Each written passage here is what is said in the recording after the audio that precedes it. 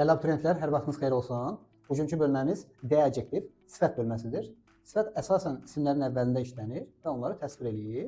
İsmin əvvəlində sifət olanda, əgər ismin artiklı varsa, sifətin əvvəlinə keçir. Burada ehtiyatlı olmaq lazımdır, ağlı ballar. Xüsusən söhbət EN artiklından gedir. İsmin əvvəlində sifət işlənərsə, EN artiklının işlənməsinə diqqət yetirməliyik. Yəni, a decision sözünə diqqət yetirir, ağlı ballar.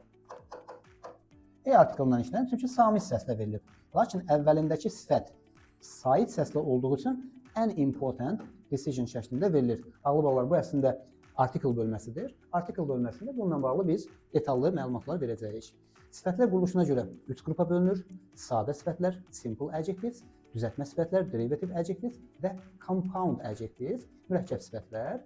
Sifət bölməsini işləyəndə görəcəksiniz ki, sifətin quruluş növlərinə görə aid test nümunələri demək olar ki, yoxdur. Yəni, isim bölməsində olduğu kimi sadə sifəti seç, düzəltmə sifəti seç və ya mürəkkəb sifəti seç. Bu başlıq altında demək olar ki, test nümunələri yox dərəcəsindədir.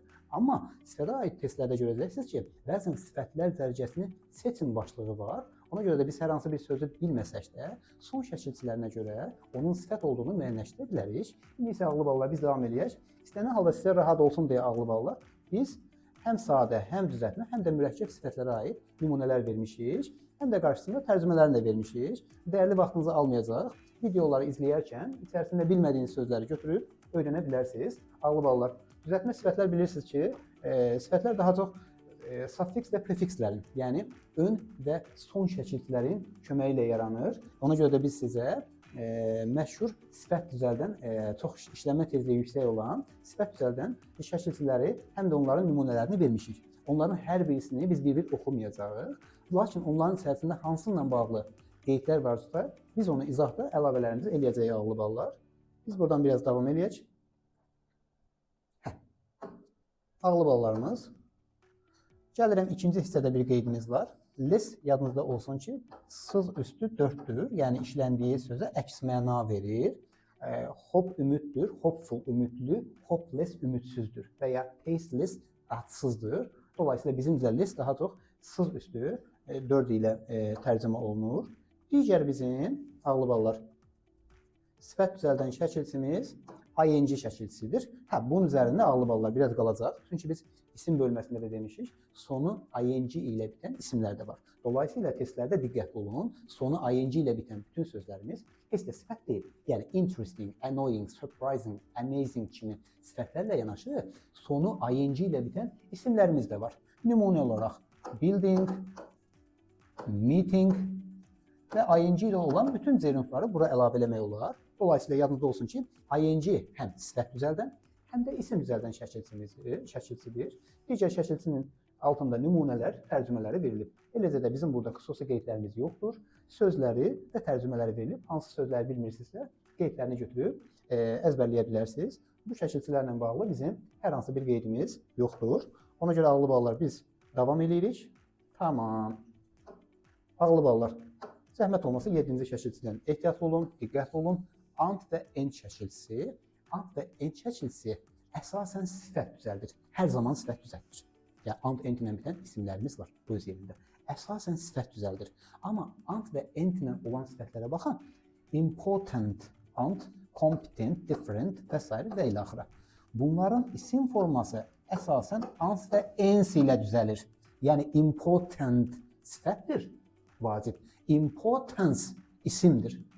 Competent səriştəli, competence səriştə bacarıq deməkdir. Gördüyünüz bütün bu sifətlərin isim forması ans və ens ilə yaranır. Dolayısıyla ağlınızda olsun ki, ans və ens ilə bitənlər isimdir, ant və ent ilə bitənlərimiz isə sifətdir. Davam eləyək ağlı ballar. Al şəkilçisindən bağlı da diqqətli olun. Mən ballarım, bu da ikili xarakteri olan bir şəkilçidir. Əsasən isimə artırdıqda al şəkilçisi sifət əmələ gətirir. Qeyd edirəm, isim, üstəgəl al, bizə sifət verəcək. Lakin feilin sonuna al şəkilçisi artırdıqda o zaman isim olacaq. Bir də vurğulayıram ağlı ballar. İsim plus al olarsa sifətdir, feil plus al olarsa isimdir. Nümunəm istəyirik, yazarıq. Propose, proposal, yəni təklif eləmək sözündən yaranıb, təklif isimdir. Arrive çatmaq, arrival gəlib çatmaq. Deny danmaq, denial, danma. Gördüğümüz bu sözlerin kökü feil olduğu için bunlar isim olacaq. Yekun olaraq bir də deyirəm, al isimləri artırdıqda sifət, feilləri artırdıqda isim əmələ gətirir. Davam edirəm ağlı ballar. Bir sonraki şəkilçimiz ly şəkilçisidir. Diqqətli olacaqsınız ağlı ballar. Bir buradan bir düzəliş edeyim, siz daha rahat görə bilərsiniz deyə ağlı ballar. Tamam, o zaman geniş görə bilirsiniz. Ağlı ballar, bir sonraki şəkilçimiz ly şəkilçisidir. Ly-dan da ehtiyatlı olacaq. Əslində ly əsasən zərf düzəldən şəkilçisidir. Dolayısıyla sifətin sonunda ly varsa, deməli zərfdir. Yəni sad, sadly, beautiful, beautiful. Amma bəzi isimlərin və bəzi feillərin sonuna ly artırdıqda o zaman sifətlə gəlir. Xüsusən covertly sözündən ehtiyat olun. İnşallah covertly bəzən zərf fikirləşirlər. Bunun içindəki covert sözü covert, qorxaq bir insandır, isimdir. Ly artırdığı üçün də sifətdir. He is covered, o qorxaqdır. Covertly daha doğrusu və burada covertly sifətdir. Davam edirəm ağlı ballar.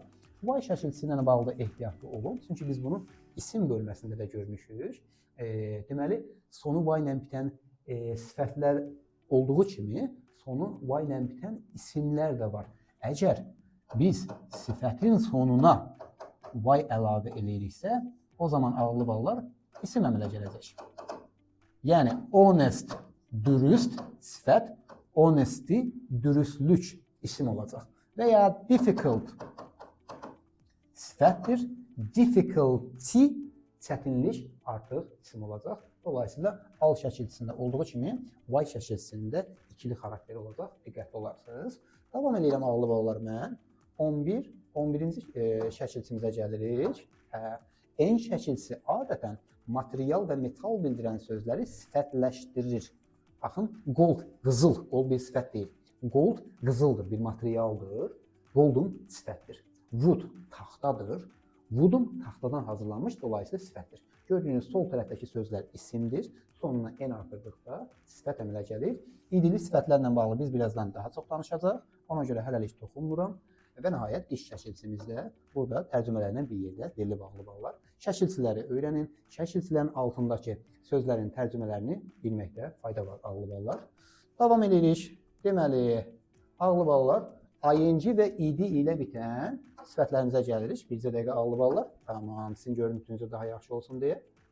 Ağlı ballar, sifətlər son şəkilçilərinə görə iki qrupa bölünür. Yəni, sonu ing ilə bitən sifətlər, sonu id ilə bitən sifətlər. Dolayısıyla bir sözün iki forması var. Yəni, həmin sözlərin kökünə həm ing, həm də id artıra bilirik. Nümunələrdə sizə verilib. Boring, bored, tiring, tired, interesting, interested, amusing, amused və s. şəklində siyahımızı biz genişləndirə bilərik. Ağlı ballar, bu ing və id məsələsi nədir? Ing adətən insanların və əşyaların xüsusiyyətini bildirir. İdili sifətləri isə insanların nə hiss elədiyini və yaxud da necə hiss elədiyini bildirir. Dolayısıyla idili sifətlər insanlara aid olur. Testləri daha rahat işləmək üçün biz sizə nə deyə bilərik? Ing ilə işlənən isimlər cansız, üzr istəyirəm, ing ilə işlənən sifətlər cansız isimlərə aid olur. Əsasən id ilə bitən sifətlər isə insanlara aid olur və onların necə hiss elədiyini bildirir. Nümunəyə diqqətlə baxın. The film was boring. Kino sıxıcı idi. Kinonu təsvir edir, cansızdır ing-li. Biz sıxıldıq. İnsanı təsvir elədiyi üçün, insanın necə hiss elədiyini dediyi üçün idili sifətlər artırılır. Eləcə də aşağıdakı nümunədə xəbərlər çox şok edici idi və biz şok olduq. Xəbərlər cansızdır deyə ing-li, insan isə canlı anlayışlı deyə idili. Dolayısıyla ağlı bağlar. Söhbət cansız isimlərdən gedərsə, o zaman ing-li sifətlər, söhbət insan anlayışı bildirən sözlərdən gedərsə, biz idili sifətləri işləyəcəyik. Davam edək ağlı ballar. Çox daha maraqlı bir yerə gəlirik ağlı ballar. Sifətin dərəcələri, yəni testlərinizin demək olar ki, əksəriyyəti ağlı ballar bura aiddir. Elektron lövhə arada mənimlə biraz üz-üzə gəlir, anlayış göstərərsiniz mənim ballarım. Davam edək. Ağlı ballar, sifətin dərəcələri. Azərbaycan dilində adi dərəcədir, azaltmadır, çoxaltmadır. İngilis dilində sifətin 3 dərəcəsi var. Common degree, comparative degree və superlative degree. Yəni adi dərəcə, müqayisə dərəcəsi və üstünlük dərəcəsi. Ağlı ballar, biz başlayaq adi dərəcədən. Adi dərəcədə olan sifətin heç bir formal göstəricisi yoxdur, heç bir şəkilçisi yoxdur. Lüğətlərdə öyrəndiyimiz bütün sifətlər adi dərəcədədir. Yəni başlanğıc formadadır. Mənim ağlı balalarım, biz testlər işləyərkən hansı hallarda adi dərəcə götürəcəyik? Yəni adi dərəcənin göstəriciləri. Biz testlərdə nə görsək, adi dərəcə götürəcək. Təbii ki, birinci olaraq as, not so as və not as. Dolayısıyla as və so as bağlayıcılar arasında hər zaman adi dərəcə işlədəcək. O bir. Davam edirəm ağlı balalar. Nümunələri özünüz diqqətlə baxdıqca nümunələri də gözdən keçirəsiniz mənim balalarım. Davam edirəm. Birinci biz nəyə qeyd elədik ağlı balalar? As və so as bağlayıcısını. İkinci, very, to, quite, so, such, rather bu sözlərdən sonra hər zaman adi dərəcə işlədəcəyik. Tamam. Gəlməm görün. Bu sözlərdən sonra hər zaman adi dərəcə, Allah. Hər zaman adi dərəcə işlədəcəyik. Nələrdən sonra? Təkrar bir də vurğulayıram. Very'dir, to'dur, quite'dir, rather'dir, such'dır və təbii ki, enough'dır. Bunlardan sonra adi dərəcə işlədəcəyik. Ağlı balalar adi dərəcəni birdən sizin üçün toparlayıram. Biz hansı hallarda sifətin və ya zərfin adi dərəcəsini götürəcəyik? Very, to, quite, so, such, rather, enough və yuxarıda vurğuladığımız as və so as bağlayıcıları ilə hər zaman adi dərəcəyə işlədəcək. Adi dərəcəmiz ağlı balalar bu qədər. Keçirik müqayisə dərəcəsinə. Tamam, biraz da ekranımıza böyüdək balalar. Müqayisə dərəcəsi. Ağlı balalar, müqayisə dərəcəsi dilimizdə daha sözü ilə tərcümə olunur. Yəni hündür, daha hündür. Çətin, daha çətin.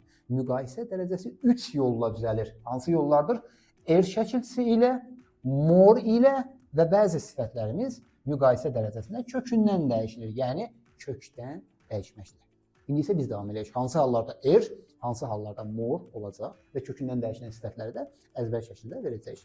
Ağlı balalar, bütün bir hecalı sifətlərin müqayisə dərəcəsi ilə düzəlir. Bütün bir hecalı, bu heca məsələsinə gəlim. Məsələn, deep sözündə bizim balalarımız Azərbaycan dili nöqteyi nəzərdən keçirirlər ki, deepdə 2 sait səs var. Biz mütləq şəkildə tələffüzə köçünəcək. Yəni deep dediyimiz anda uzun bir i var və bir sait var. Dolayısıyla uzun i səsi var deyə bir hecalı olacaq. Ağlı balalarımız bütün bir hecalı sifətlərimizin müqayisə dərəcəsi ilə düzələcək. Oldu mu ağlı balalarımız? Bütün bir hecalılarımız ilə düzələcək. Bütün çox hecalı sifətlərimizin müqayisə dərəcəsi more ilə düzələcək. Yəni toparlayıram. Bütün bir hecalılar ilə, bütün çox hecalılar more ilə düzəlir. O zaman 2 hecalı sifətlər necə düzələcək? İləmi, more iləmi? Əslində hər ikisi ilə. Qayda belədir. Sonu bu şəkilçilərlə bitən sifətlərin. Bu şəkilçiləri birləşdirsək, rahat bir şəkildə bir layover adlı bir şey çıxararıq. Sonu layoverlə bitən 2 hecalılar. Yəni 2 hecalılar sonu nə ilə bitsin? Layoverlə bitsin. Sonu layoverlə bitən bütün 2 hecalıların müqayisəsi ilə düzəlir. Yəni layover deyərkən nəyi nəzərdə tuturam? Noble 2 sonu l ilə bitir. Y hərfi happy, happier olacaq. Narrow, narrower olacaq. Clever, cleverer olacaq. Qısası layoverlə bitən, sonu layoverlə bitən bütün sifətlərimizin layoverlə bitən 2 hecalı sifətlərin müqayisə dərəcəsi ilə düzəlir. Sonu layoverlə bitməyən 2 hecalı, məsələn honest. Sonu layoverlə bitməyən 2 hecalıların da müqayisəsi, buraya yazıram layover ilə bitməyən sifətlərin müqayisə dərəcəsi more ilə düzəlir. Yəni honest, more honest şəklində olacaq. Allah balalar, icazə verin buranı sizin üçün bir daha toparlayayım ki, sizə rahat olsun. Deməli, biz bu şəkildə qruplaşdırırıq. Bütün bir hecalılar ilə düzəlir, bütün çox hecalılar more ilə düzəlir. Layover ilə bitən 2 hecalılar ilə, layover ilə bitməyən çox hecalı 2 hecalılar isə more ilə müqayisə dərəcəsində işlənir ağlı balalar. Ağlı balalar indi isə müqayisə dərəcəsi kökündən dəyişilən sifətlərə nəzər yetirək. Good müqayisəsi better olacaq, bad müqayisəsi worse olacaq, little less olacaq, much və many'nin müqayisəsi isə more şəklində olacaq. Tamam, ağlı balalar, biz müqayisə dərəcəsinin necə düzəldiyini öyrəndik. Elə deyilmi? İndi isə baxaq görək hansı hallarda sifətin müqayisə dərəcəsi işlənir. Ağlı balalar, nə görsək biz müqayisə dərəcəsi götürəcəyik. Yəni, müqayisə dərəcəsinin göstəriciləri. Birinci, ən vacib göstəricisi zənn bağlayıcıdır. Adətən iki əşya və ya şəxsi müqayisə eləyərkən zənn bağlayıcısından istifadə olunur. Dilimizə dən şəklində tərcümə olunacaq, ağlı balalar. Deməli, bir cümlədə zənnin olması birbaşa ipucudur ki, müqayisə dərəcəsi olacaq. Zənn bağlayıcısının əvvəlində hər zaman müqayisə dərəcəsi işlədilir. İkinci, bir qrup sözlər var ki, onlar müqayisə dərəcəsinin əvvəlində işlənir, onların mənasını gücləndirir. Biz buna qüvvətləndirici sözlər deyirik. Varlığı, yoxluğu müqayisə dərəcəsinə təsir eləmir. Yəni, qrammatik olaraq təsir eləmir. Təbii ki, leksik olaraq mənaya təsir edir. Qrammatik olaraq varlığı, yoxluğu dərəcəyə və ya testin cavabına təsir eləmir. Onlar hansı sözlərdir? Much'dır, a little'dur, a bit'dir, a lot'dur. Gördüyünüz bu sözlərdən sonra müqayisə dərəcəsində sər. Yəni, adətən uşaqlar elə fikirləşir ki, much, little, a little'dan sonra həmişə more gəlməlidir. Belə bir yanaşma yoxdur. Much, little, a little, üzr istəyirəm, much, a little, a bit, a lot sözlərindən sonra erlə bitən sifət də gələ bilər, more-dan olan müqayisə də ola bilər, kökdən dəyişilən söz də ola bilər. Yəni, a little deeper. Bu zaten bunun varlığı, yoxluğu heç bir şeyə təsir eləmir. Bir hecalı olduğu üçün er verilib. Və ya a lot more difficult. Ona görə more difficult deyirik ki, difficult çox hecalıdır. Qarşısında more var. Və yaxud da a little better. Betterdən müqayisədir. Qabağında a little, a lot və s. kimi sözlər işlənə bilər. Deməli, ağlı balalar, yadımızda qalsın. Much, a little, a lot və a bit sözlərindən sonra həmişə nə işlədirik? Müqayisə dərəcəsi işlədirik. Üçüncü göstəricimiz bizim between'dir. Ağlı balalar, diqqətli olun. Between iki şəxs və ya əşyadan danışarkən istifadə olunduğu üçün müqayisə dərəcəsi olacaq. Arasında deməkdir. Bir də arasında mənasını verən among sözü var ki, biz bunun üstünlük dərəcəsində danışacağıq. Müqayisənin göstəricilərini ümumi şəkildə sizlər üçün toparlayım. Ağlı balalar, aşağıdakı hallarda müqayisə dərəcəsi işlənir. 1. Zənn bağlayıcısı olarsa, 2. Between olarsa, 3. A little, a lot, a bit, much sözlərindən sonra müqayisə dərəcəsi işlədirik. Ağlı balalar, müqayisə dərəcəsi ilə bağlı bir qeyd dəstə deyim. Adətən uşaqlar tərəfindən ən çox verilən suallardan biri odur ki, müqayisə dərəcəsinin əvvəlində artikel işlənə bilərmi? Cavab bəli. İstər adi dərəcə olsun, istərsə də müqayisə dərəcəsi olsun, onun əvvəlində en artikli işlədə bilərik. Biz müqayisə dərəcəsində olan sifətin əvvəlində nə zaman artikli işlədə bilərik və ya en artikli işlədə bilərik? Təbii ki, müqayisə dərəcəsindən sonra sayılan tək isim gələrsə. Yəni, müqayisə dərəcəsindəki sifətdən sonra sayılan tək isim olarsa, həmin ismin artikli adi dərəcədə olduğu kimi müqayisə dərəcəsinin əvvəlinə keçir. Aşağıdakı nümunədə görürsünüz. Football player'ın artikli müqayisə dərəcəsində olan better sözünün əvvəlinə keçir. Davam edirik ağlı balalar. İndi isə biz gəlirik üstünlük dərəcəsinə. Ağlı balalar, üstünlük dərəcəsində bir aydın görək. Üstünlük dərəcənin düzəldilməsi müqayisə dərəcəsindəki qaydalarla eynidir. Əvvəla qeyd edeyim ki, üstünlük dərəcəsi dilimizə ən sözü ilə tərcümə olur. Yəni, ən hündür, ən yaşlı, ən dərin, ən qədim və s. Üstünlük dərəcəsi də müqayisə dərəcəsi kimi 3 yolla düzəlir. EST ilə, most ilə və kökdən dəyişməklə. Amma diqqətinizdə olsun ki, üstünlük dərəcəsində mütləq şəkildə sifətlərin əvvəlində Z artikli olmalıdır. İstər sifətin yanında isim olsun, istər olmasın. Üstünlük dərəcəsində hər zaman sifətlərin əvvəlində Z artikli işlənməlidir. Ağlı balalar, bütün bir hecalı sifətlərin üstünlük dərəcəsi EST ilə düzəlir. Bütün çox hecalı sifətlərin üstünlük dərəcəsi most ilə düzəlir. Bu, müqayisədə olan və more ilə eynidir. Rahat olsun deyə sizə yenə buradan vurğulayıram. Bütün bir hecalılar EST ilə, bütün çox hecalılar isə most ilə düzəlir. Və müqayisədə dediyimiz kimi layover ilə bitən iki hecalı sifətlərin müqayisə üstünlük dərəcəsi EST, layover ilə bitməyən iki hecalı sifətlərin üstünlük dərəcəsi isə most ilə düzələcək. Yəni happy olacaq the happiest, clever olacaq the cleverest, noble olacaq the noblest və s. və ilə axıra. Və yaxud da honest müqayisəsi more honestdir, üstünlüyü the most honest olacaq.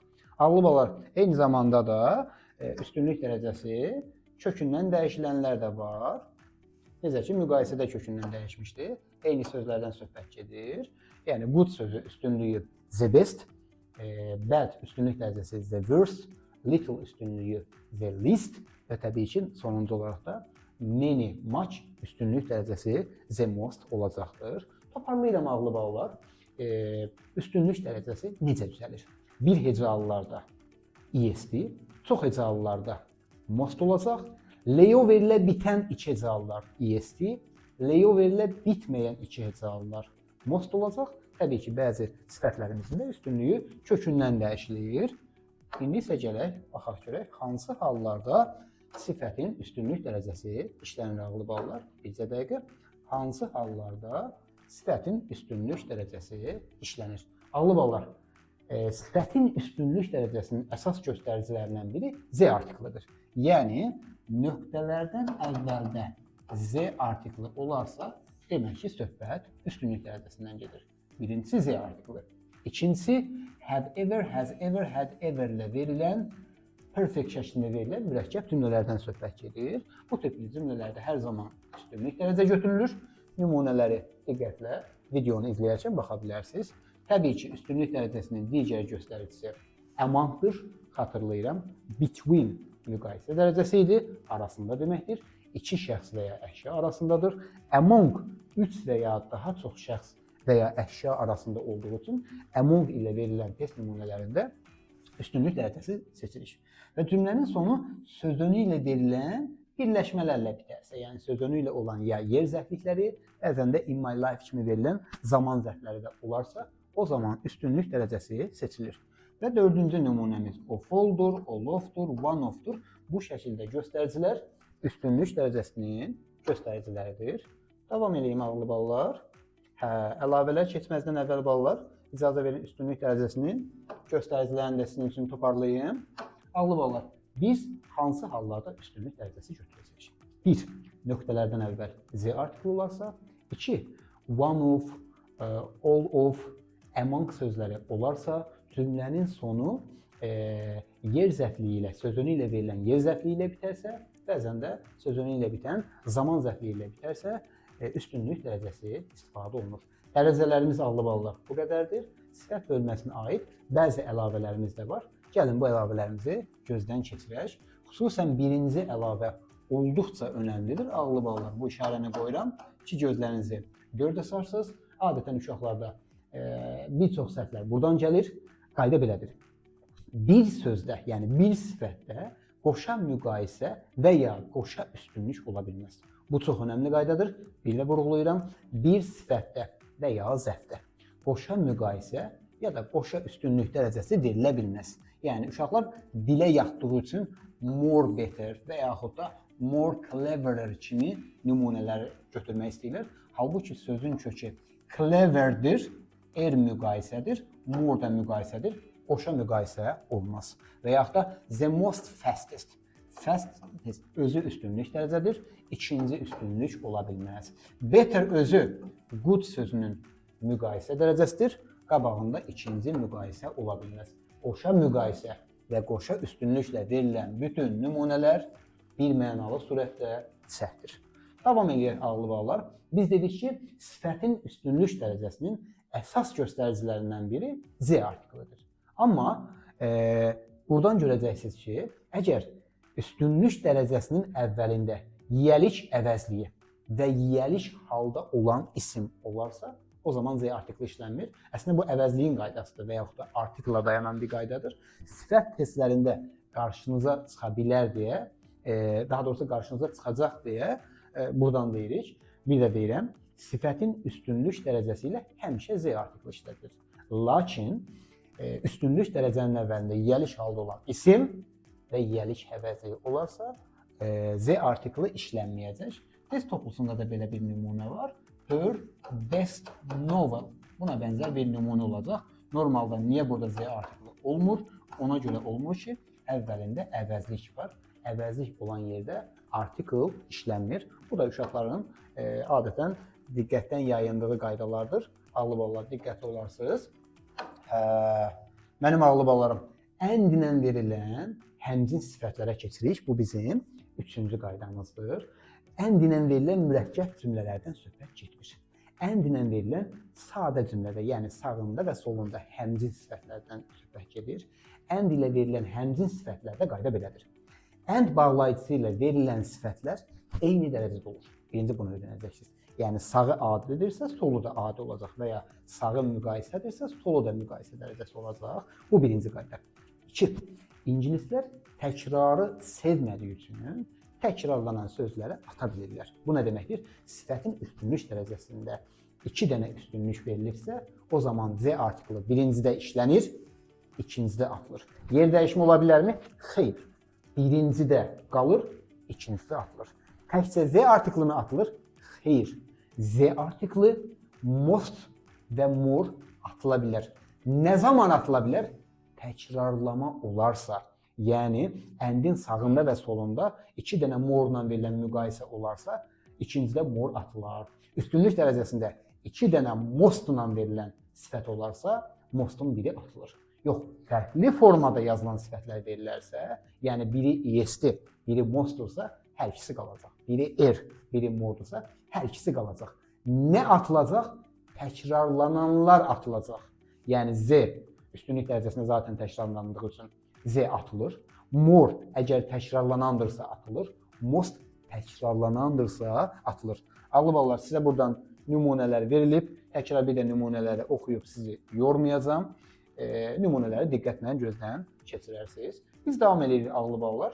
Bir də testlərimizdə bir diqqətə dayanan testlər var. Biz bilirik ki, sifətin, çoxhecalı sifətlərin üstünlük dərəcəsi Z-most ilə düzəlir və Z-mostdan sonra sifət gəlir. Bəzən ballarımızın diqqətini yayındırmaq üçün Z-most beautiful yerinə Z-best beautiful verilir. Bu tamamilə səhvdir. Z-best özü sifətdir, özü üstünlük dərəcəsindədir və Z-bestdən sonra sifət gələ bilməz. Dolayısıyla ağlı ballar, testlərdə diqqətli olun. Z-most və ondan sonra sifət gələrsə doğrudur. Z-bestdən sonra sifət gələrsə hər zaman səhv olacaq. Dolayısıyla Z-best interesting kimi nümunələrimiz hər zaman səhv variantlarımız olacaq. Ağlı ballar, davam edirik biz. Bir sonraki qaydamız which-of-la bağlıdır. Which-of-la olan testlərlə ehtiyatlı olun. Which-of həm müqayisədə, həm də üstünlük dərəcəsində işlənə bilər. Qaydası belədir. Which-of-dan sonra 2 şəxs və ya əşya olarsa müqayisə dərəcəsidir. Əsasən orla verilir. Which-of-dan sonra 3 və ya daha çox şəxsdən söhbət gedərsə, üstünlük dərəcəsi verilir. Adətən bu testlərdə ipuzları verilir. Bəs ipuzları verilməsə, yəni which of them olarsa, biz hardan bilək ki, 2 nəfərdən söhbət gedir, yoxsa 3 və ya daha çox? Belə testlərdə biz miqdarı bilmədiyimiz üçün variantlarda müqayisə də olsa götürə bilərik, üstünlük də olsa götürə bilərik. Belə testlərdə adətən ya müqayisə, ya da üstünlük dərəcəsi doğru cavab kimi verilir. Davam edirəm ağlı ballar. Bizim ballarımızın ən çox əziyyət çəkdiyi, əslində ən asan olan elder-older məsələsi var. Ağlı ballar, qısa və konkret deyirəm. Elderdən sonra isim işlədirsiniz, elderdən sonra zən ola bilməz. Olderdən sonra zən işlədirsiniz, olderdən sonra isim işlətmirsiniz. Bu sizin Dövlət İmtahan Mərkəzində verilən bütün testlərin cavabını doğru tapmaq üçün bəs edir. Qısası, elder isimlə, older zənlə işlənir.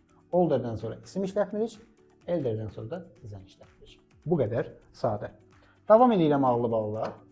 Elder, olderdən danışmışıqsa, deməli, eldest və oldest məsələsindən də danışacaq ağlı ballar. The eldest ailə içində ən yaşlı deməkdir.